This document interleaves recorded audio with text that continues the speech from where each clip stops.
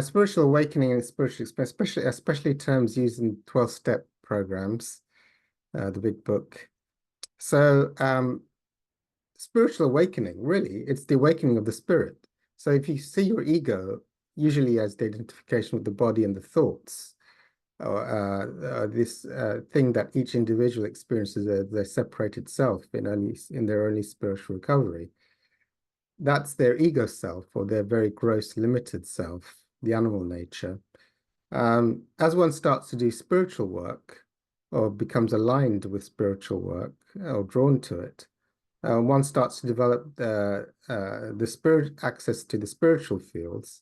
Actually, Hawkins has described this as at the level of integrity where one has the courage to start telling the truth rather than being, just an animal, really. Then the etheric brain, the etheric body actually starts to generate.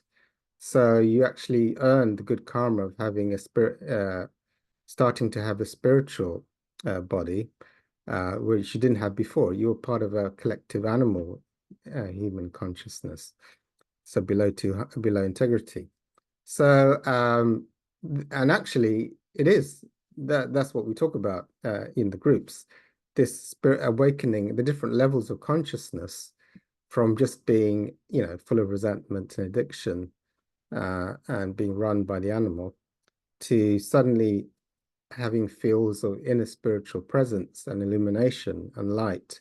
It is the awakening to the higher spiritual fields and the transcendence of the lower ego fields or animal nature or the more primitive, limited animal self.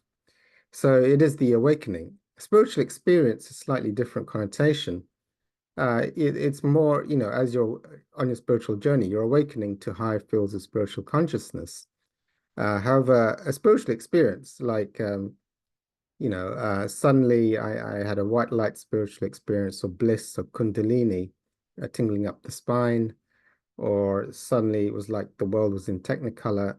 There was just crying, witnessing the beauty of life unfolding. So those are all descriptions of having a spiritual experience. Now, once you're at a certain state, spiritual level of consciousness, and that's your level of consciousness every day, that's just your everyday level of consciousness.